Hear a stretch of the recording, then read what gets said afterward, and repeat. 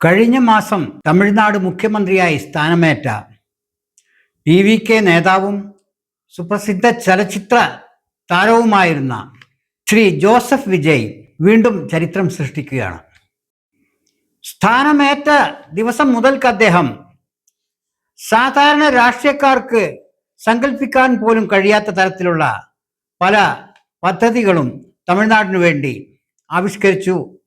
അതിനെക്കുറിച്ച് പ്രഖ്യാപനങ്ങൾ നടത്തുകയുണ്ടായി. ഏറ്റവും പുതുതായി അദ്ദേഹത്തിൻ്റെതായി വന്ന അഭിപ്രായം മഹത്തായ ഒരു സന്ദേശം നൽകുന്നതാണ്. തീർച്ചയായും രാജ്യത്തെ സാമാന്യ നീതി പ്രതീക്ഷിക്കുന്ന എല്ലാ സാധാരണക്കാരും ആഗ്രഹിക്കുന്നതാണ് അദ്ദേഹത്തിൻ്റെ ഈ പുതിയ പ്രഖ്യാപനം. ജയിൽ പുള്ളികൾക്ക് മേലിൽ കഞ്ഞിയും പയറും കൊടുത്താൽ മതി, അതിൽ നിന്ന് മിച്ചം വരുന്ന സംഖ്യ സ്കൂൾ കുട്ടികളുടെ ഉച്ചഭക്ഷണത്തിന് വേണ്ടി ചെലവഴിക്കപ്പെടണം എന്നാണ് അദ്ദേഹത്തിന്റെ പുതിയ പ്രഖ്യാപനം. ഇതിൽ അതിശയിക്കാൻ എന്തിരിക്കുന്നു, ഇതിൽ അത്രയേറെ പ്രാധാന്യം ഇത് എന്തിരിക്കുന്നു എന്ന് ചിന്തിക്കുന്നവരും ഉണ്ടായേക്കാം. ഈ അടുത്ത സമയത്താണ് നമ്മുടെ കേരള സംസ്ഥാനത്ത് ജയിൽ പുള്ളികളുടെ വേതനം വർദ്ധിപ്പിച്ചുകൊണ്ടുള്ള ഒരു പ്രഖ്യാപനം ഉണ്ടായത് സർക്കാരിന്റെ ഭാഗത്തു നിന്ന്. ധാരാളം വിമർശനങ്ങൾ മാത്രമേ അത് ഏറ്റുവാങ്ങിയുള്ളൂ. അഭിനന്ദനങ്ങൾ അധികം ഉണ്ടായതായി കാണുന്നില്ല. കാരണം രാജ്യത്ത് നമ്മുടെയൊക്കെ കേരളത്തിലെ പോലുള്ള സംസ്ഥാനങ്ങളിൽ വർദ്ധിച്ചു വരുന്ന കുറ്റകൃത്യങ്ങൾ, പ്രത്യേകിച്ച് യുവജനങ്ങൾ പങ്കെടുക്കുന്ന ജുവനൈൽ ആൻഡ് യുവാക്കൾ, ടീനേജേഴ്സ് കുറ്റകൃത്യങ്ങളിൽ കൂടുതൽ വ്യാപൃതരാകുന്ന ഒരു കാഴ്ച നാം കണ്ടുകൊണ്ടിരിക്കുകയാണ്. അതിൽ ഒരു കാരണം മദ്യത്തെയും മയക്കുമരുന്നിനെയുമാണ് നാം കുറ്റപ്പെടുത്താറുള്ളത്. ഏതായാലും കാര്യകാരണങ്ങൾ എന്തൊക്കെയായാലും അത്തരം കുറ്റകൃത്യങ്ങളിൽ പിടിക്കപ്പെടുന്നവർക്ക് ജയിലിലേക്ക് പോയാൽ അവിടെയുള്ള സുഖ സൗകര്യങ്ങൾ അവരെ ജയിൽ ജീവിതം കൂടുതൽ ആകർഷകമാക്കുന്നുണ്ട് എന്ന് പറയാതിരിക്കാൻ വയ്യ. ഒരു യുവാവ് താൻ പ്രേമിച്ച യുവതി പ്രേമത്തിൽ നിന്ന് പിൻവാങ്ങിയപ്പോൾ കൊല ചെയ്യുകയുണ്ടായി. 23-24 വയസ്സുള്ള യുവാവാണ് അവൻ. അവൻ പറഞ്ഞത്, ഒരു ജീവപര്യന്തം എന്ന് വെച്ചാൽ 10-12 വർഷമാണ്. ഞാൻ ഇതിന്റെ പേരിൽ ജയിലിൽ എനിക്ക് പൂർണ്ണ ശിക്ഷ കിട്ടിയാൽ തന്നെ ഞാൻ തിരിച്ചു വരുമ്പോൾ എനിക്ക് 35 വയസ്സേ ഉണ്ടാവുകയുള്ളൂ. എനിക്ക് വീണ്ടും ജീവിതത്തിന് അവസരമുണ്ട്. അതുകൊണ്ട് ഞാൻ കൊല ചെയ്താൽ എന്താ കുഴപ്പം എന്ന രീതിയിലാണ് അവൻ പരസ്യമായി പ്രഖ്യാപിച്ചത്. ഇതേ രീതിയിലല്ലെങ്കിലും ഏതാണ്ട് സമാനമായ രീതികളിൽ യുവജനങ്ങൾ ജയിൽ ജീവിതത്തെയും കുറ്റകൃത്യങ്ങളെയും വളരെ ലാഘവത്തോടെ കാണുന്ന ഒരു അവസ്ഥ സംജാതമായിട്ടുണ്ട്. മാറി വരുന്ന സാമൂഹ്യ സാഹചര്യങ്ങൾ അതിന് കാരണമായിരിക്കാം. നേരത്തെ സൂചിപ്പിച്ചതുപോലെ മയക്കുമരുന്നും മദ്യവും മറ്റ് തകർന്നുപോയ കുടുംബാന്തരീക്ഷങ്ങളും സാമൂഹ്യ അവസ്ഥകളും അവരെ കുറ്റകൃത്യത്തിലേക്ക് പ്രേരിപ്പിക്കുന്നുണ്ടായിരിക്കാം. എങ്കിൽ പോലും കാര്യക്ഷമമായ ഒരു ശിക്ഷാ സമ്പ്രദായം നിലവിലില്ലെങ്കിൽ ജനങ്ങളെ കുറ്റകൃത്യങ്ങളിൽ നിന്ന് പിന്തിരിപ്പിക്കുക അത്ര എളുപ്പമായിരിക്കില്ല എന്നതിന് മികച്ച ഉദാഹരണമാണ് നമ്മുടെ സംസ്ഥാനവും നമ്മുടെ മൊത്തം രാജ്യത്തെ ദേശീയ കുറ്റകൃത്യങ്ങളുടെ ശരാശരി കണക്കും സൂചിപ്പിക്കുന്നത്. മോഡേണിസം, ഹ്യൂമാനിസം, ലിബറലിസം തുടങ്ങിയ നിരവധി പേരുകളിൽ കുറ്റവാളികളെ വെറുതെ വിടാനുള്ള ഒരു പ്രവണത, അഴിഞ്ഞാടാൻ അനുവദിക്കുന്ന ഒരു പ്രവണത ലോകവ്യാപകമായി നിലവിലുണ്ട്. അതിൽ നിന്ന് നമ്മുടെ രാജ്യവും വിമുക്തമല്ല. അതായത് പരിഷ്കൃത സമൂഹങ്ങൾ അവരുടെ കുറ്റവാളികളെ ഏറ്റവും നന്നായി പരിഗണിക്കുന്നവരാണ്, അവരുടെ കുറ്റവാളികളെ നന്നായി കൈകാര്യം ചെയ്യുന്നവരാണ് ഏറ്റവും പരിഷ്കൃതർ എന്നൊരു രീതി, ഒരു പൊതുബോധം കൃത്രിമമായി സൃഷ്ടിക്കപ്പെട്ടിട്ടുണ്ട് എന്ന് കാണാം. കുറ്റകൃത്യങ്ങളെ നിരോധിക്കുന്നതിനേക്കാൾ, കുറ്റത്താൽ ബാധിക്കപ്പെട്ട ഇരകളെ സംരക്ഷിക്കുന്നതിനേക്കാൾ, അവർക്ക് നീതി നടപ്പിലാക്കുന്നതിനേക്കാൾ കുറ്റവാളികളെ സംരക്ഷിക്കാനുള്ള വ്യഗ്രതയാണ് നമ്മുടെ നിയമകേന്ദ്രങ്ങളിലും നിയമവൃത്തങ്ങളിലും മറ്റ് ന്യായാസനങ്ങളിലും കണ്ടുവരുന്നത്. 40-50 ഗുരുതരമായ കുറ്റകൃത്യങ്ങളിലെ പ്രതികളായിരിക്കുക എന്നുള്ളത് നമ്മുടെ നാട്ടിൽ ഒരു അസാധാരണ സംഭവമല്ല. പിടിക്കപ്പെടുന്ന പല വ്യക്തികളും അതേ സമാനമായ 40-50 കേസുകളിൽ പ്രതിയായിരിക്കുന്നു അത്രേ. എന്നിട്ട് 41ാമത്തെ തവണയും വിട്ടയക്കപ്പെടുകയാണ്. ഇനി അഥവാ വല്ല തരത്തിലും അവൻ ജയിലിൽ അകപ്പെട്ടാൽ അവിടെ സുഖസമൃദ്ധമായ ഭക്ഷണവും അവന്റെ നിസ്സാരമായ തൊഴിലുകൾക്ക് മികച്ച കൂലിയും അവിടെ കിട്ടുന്നു. ഈ അവസ്ഥയിൽ ആരെങ്കിലും കുറ്റകൃത്യം വേണ്ടെന്ന് വെക്കുമോ? അതിൽ സമൂഹത്തിൽ കുറ്റകൃത്യങ്ങൾക്ക് അനുകൂലമായ സാഹചര്യങ്ങൾ ധാരാളം കാണുമ്പോൾ സ്വാഭാവികമായും ദുർബല മാനസരെങ്കിലും ഈ കുറ്റകൃത്യങ്ങൾക്ക് വിധേയരായി പോവും. അതിന്റെ പ്രലോഭനത്തിൽ വീണുപോകും. അങ്ങനെ കുറ്റകൃത്യങ്ങൾ സംഭവിച്ചാൽ തന്നെ കാര്യമായി വേവലാതിപ്പെടാനൊന്നുമില്ലല്ലോ. കാരണം വലിയ ചുരുങ്ങിയ സമയം കൊണ്ട് പുറത്തു വരാം.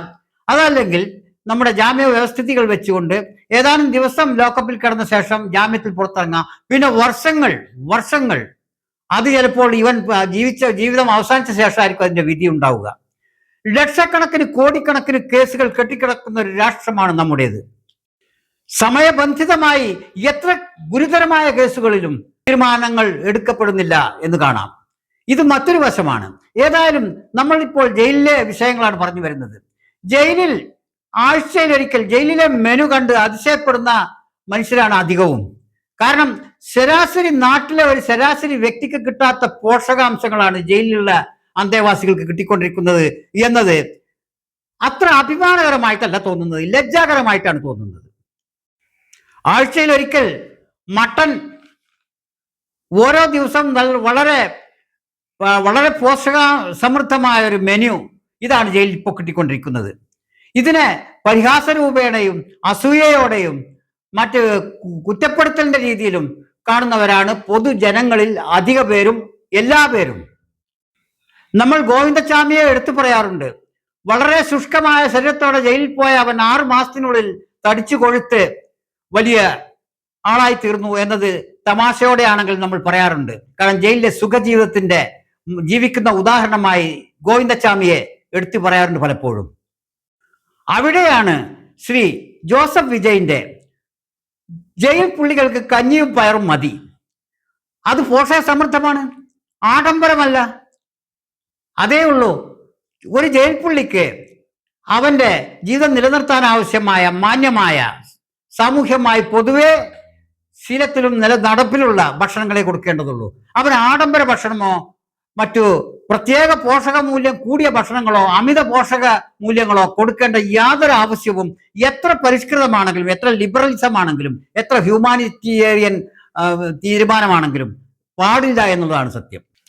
ഈ സമയത്ത് തന്നെ ജയിലിലെ ഭക്ഷണ മെനുവിൽ നിന്ന് ആഡംബരം വെട്ടിക്കുറച്ച് അവർക്ക് അടിസ്ഥാന ഭക്ഷണം കൊടുക്കുമ്പോൾ തന്നെ സ്കൂൾ കുട്ടികൾക്ക് കൂടുതൽ പോഷക മൂല്യമുള്ള ഭക്ഷണങ്ങൾ കൊടുക്കേണ്ടതിന്റെ സാമൂഹ്യവും ശാസ്ത്രീയവുമായ അവസ്ഥകളെക്കുറിച്ചും ശ്രീ ജോസഫ് വിജയിന്റെ തീരുമാനങ്ങൾ പറയുന്നുണ്ട്. ഒരു രാജ്യത്തെ കുട്ടികളുടെ പോഷക മൂല്യമുള്ള ഭക്ഷണം അവരുടെ പഠന നിലവാരത്തെയും തദനുസരണം അവരുടെ ആരോഗ്യ നിലവാരത്തെയും പോഷിപ്പിക്കും. അത് ആ രാഷ്ട്രത്തിന്റെ പുരോഗതിക്ക് നിമിത്തവുമാകും എന്നുള്ളത് ഒരു സാമാന്യ ബോധം മാത്രമാണ്.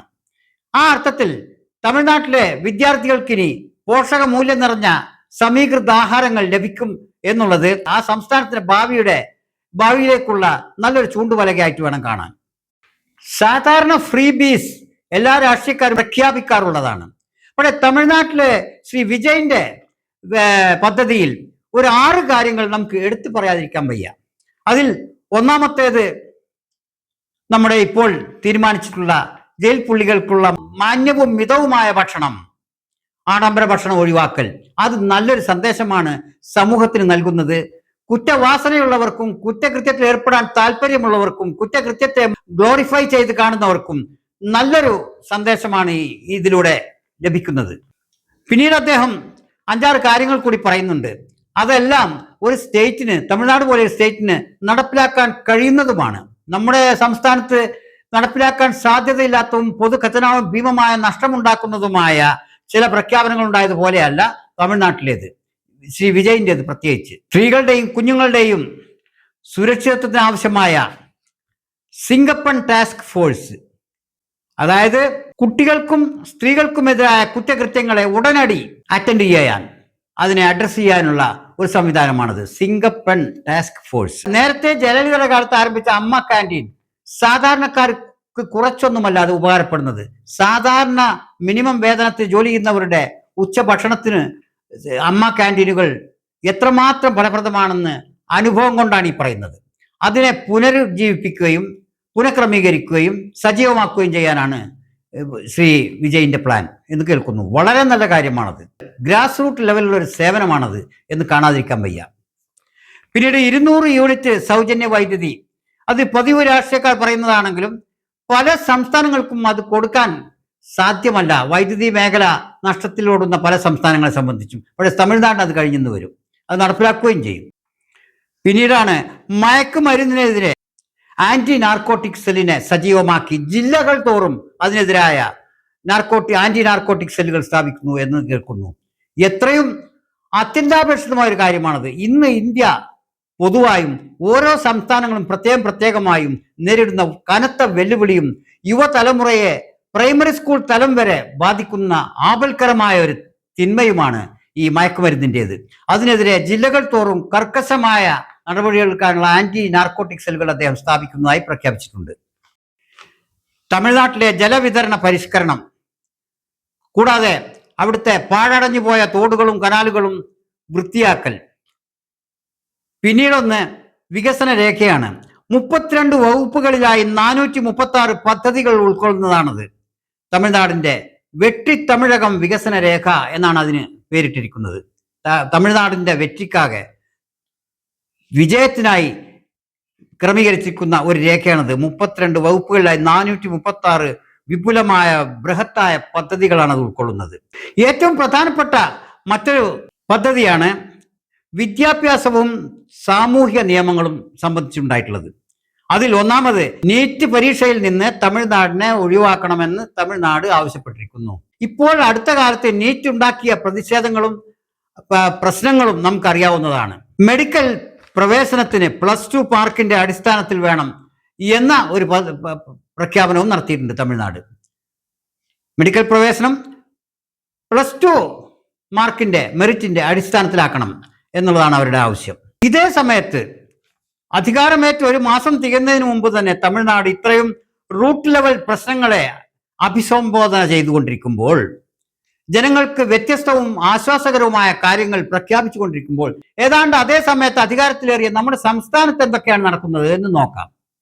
ഇവിടെ വെള്ളാപ്പള്ളി നടേശനെ പൊന്നാട ചാർത്തണമോ, അതോ പൊന്നാട ചാർത്തിയതാണോ, അതോ കാറിൽ കയറ്റിയതാണോ വലിയ പ്രശ്നം. ഇതാണ് നമ്മുടെ ഒരു പ്രശ്നം.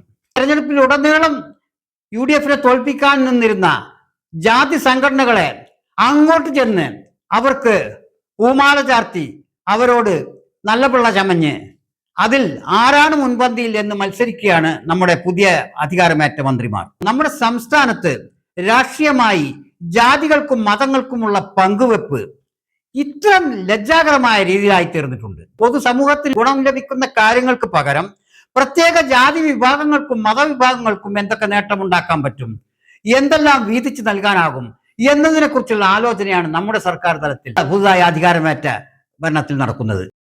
രാജ്യത്തെ നീറുന്ന പ്രശ്നങ്ങളോ സംസ്ഥാനത്തിന്റെ അടിസ്ഥാന വിഷയങ്ങളോ ഒന്നുമല്ല വിഷയം. ഇവിടെ ജാതിയാണ്, മതമാണ്, ഏത് വർഗീയതയാണ് പോഷിപ്പിക്കേണ്ടത്, ഏത് വർഗീയതയാണ് തടയിടേണ്ടത് തുടങ്ങിയ തർക്കങ്ങളാണ് നമുക്കിവിടെ. ഇത് മിക്കവാറും ഇന്ത്യയിലെ വടക്കേ ഇന്ത്യൻ സംസ്ഥാനങ്ങളിൽ പോലും ഭരണകൂടങ്ങളുടെ തലവേദനയായി തോന്നുന്നില്ല. ഫ്രിഞ്ച് ഗ്രൂപ്പുകൾ തെരുവിൽ പല അക്രമങ്ങളും അഴിച്ചുവിടുന്നുണ്ടെങ്കിലും സർക്കാർ തലത്തിൽ കൂടിയാലോചന നടത്തുന്ന ഒരു വിഷയമായി തോന്നുന്നില്ല. അവിടുത്തെ വർഗീയ കോമരങ്ങളെ ബഹുമാനിക്കണോ ആദരിക്കണോ, ഏത് തരത്തിൽ ബഹുമാനിക്കണം എന്നൊരു ചർച്ച വടക്കേ ഇന്ത്യൻ സംസ്ഥാനങ്ങളിൽ പോലും സാധാരണമല്ല എന്ന് വേണം പറയാം. പക്ഷേ കേരളത്തിൽ അതാണ് നമ്മുടെ മുഖ്യ അജണ്ട. ശ്രീ ജോസഫ് വിജയ് പ്രഖ്യാപിച്ച പദ്ധതികൾ ഒരു പരിധിവരെ അദ്ദേഹത്തിന് നടപ്പിലാക്കാനാവും. കാരണം അദ്ദേഹത്തിന് അവിടുത്തെ സർക്കാർ ഉദ്യോഗസ്ഥന്മാരുടെ മേൽ നല്ല മേൽക്കൈ ഉണ്ടാവുന്ന തരത്തിലുള്ള വലിയ ഭൂരിപക്ഷം അദ്ദേഹത്തിന് സ്വന്തമായി തന്നെ ഉണ്ട്. അതേ സമയത്ത് നമ്മുടെ കേരളത്തിലേക്ക് വരുമ്പോൾ നമ്മുടെ രാഷ്ട്രീയ പാർട്ടികൾ 33 വ്യത്യസ്ത പാർട്ടികൾ 33 കോടി ജാതി മത സമൂഹങ്ങളുടെ തൃപ്തി കാംക്ഷിച്ചുകൊണ്ട് പ്രവർത്തിക്കുന്ന ഒരു മേഖലയാണ്. ഇതിനു പുറമെ കുത്തക ഉദ്യോഗസ്ഥന്മാർ എത്ര നല്ല രാഷ്ട്രീയ തീരുമാനങ്ങളെയും അട്ടിമറിക്കാൻ പ്രാപ്തരാണ് ഇവിടെ. കാരണം കഴിഞ്ഞ 10 വർഷമായി മറ്റൊരു ഗവൺമെന്റ് ആയിരുന്നു ഇവിടെ ഉണ്ടായിരുന്നത്. ഇപ്പോൾ പുതുതായി കയറി വന്ന ഗവൺമെന്റിൽ പലരും പുതുമുഖങ്ങളുമാണ്. അതേസമയത്ത് ഉദ്യോഗസ്ഥൻ അതാത് ലാവണങ്ങളിൽ വർഷങ്ങളായി അവിടെ കുത്തക സ്ഥാപിച്ച് ഇരിക്കുന്നവനാണ്. മാത്രമല്ല അവന് പിന്നിൽ ശക്തമായ ട്രേഡ് യൂണിയനുമുണ്ട്. അവനെ പിരിച്ചുവിടുകയോ അവനെ ചോദ്യം ചെയ്യുകയോ സാധ്യമല്ലാത്ത വിധം അവന്റെ അവന്റെ സ്ഥാനം അടിയുറച്ചതാണ്. ഈ അവസ്ഥയിൽ വേണം പുതിയ ജനപ്രിയ പദ്ധതികൾ ഒരു സർക്കാർ, പുതുതായി അധികാരമേറ്റെടുക്കുന്ന ഒരു സർക്കാർ പ്രഖ്യാപിക്കുമ്പോൾ ഉദ്യോഗസ്ഥരുടെ ഭാഗത്തു നിന്ന് അതിന് എന്തുമാത്രം പിന്തുണ ലഭിക്കും എന്ന് കണ്ടറിഞ്ഞേ മതിയാവുള്ളൂ. അത് കേരളത്തിൽ അതിനുള്ള സാഹചര്യം വളരെ നെഗറ്റീവാണ്. അതേ സമയത്ത് തമിഴ്നാട്ടിൽ അതിന് പോസിറ്റീവ് സാഹചര്യങ്ങളുണ്ട് എന്നും കാണാം. ഇവിടെയാണ് നമ്മുടെ കുത്തക രാഷ്ട്രീയക്കാരാൽ നയിക്കപ്പെടുന്ന കേരളത്തിലെ രാഷ്ട്രീയവും ഒരു കേവലം പുതുമുഖത്താൽ നയിക്കപ്പെടുന്ന തമിഴ്നാട് രാഷ്ട്രീയവും തമ്മിലുള്ള വ്യത്യാസം മനസ്സിലാവുക. കുത്തക രാഷ്ട്രീയക്കാർക്ക് കുത്തക തീരുമാനങ്ങളുണ്ട്. സർക്കാർ കാര്യം മുറ പോലെ നടക്കും എന്നാണ് ഉദ്യോഗസ്ഥരുടെ നിലപാട്. ഇതിനൊത്ത് നീങ്ങാനേ ഇവിടെ അധികാരമേൽക്കുന്ന പ്രൊഫഷണൽ രാഷ്ട്രീയക്കാർക്ക് കഴിയുള്ളൂ. അതേസമയത്ത് വലിയ തോതിലുള്ള സമ്പാദ്യം സ്വന്തമായുള്ള വിജയിന് അവിടെ സർക്കാരിന്റെ പൊതുമുതൽ അപഹരിച്ചു വേണം ആഡംബരവും ജീവിതവും നയിക്കാൻ എന്ന അവസ്ഥയില്ലാത്തത് കൊണ്ട് തന്നെ അദ്ദേഹത്തിന് സ്വന്തമായ കപ്പാസിറ്റി, സാമ്പത്തിക കപ്പാസിറ്റി നിലനിൽക്കുന്നത് കൊണ്ട് തമിഴ്നാട്ടിലെ ഉദ്യോഗസ്ഥർക്ക് മേൽ കർശനമായ നടപടിയെടുക്കാനുള്ള ആർജവമുണ്ടാവും.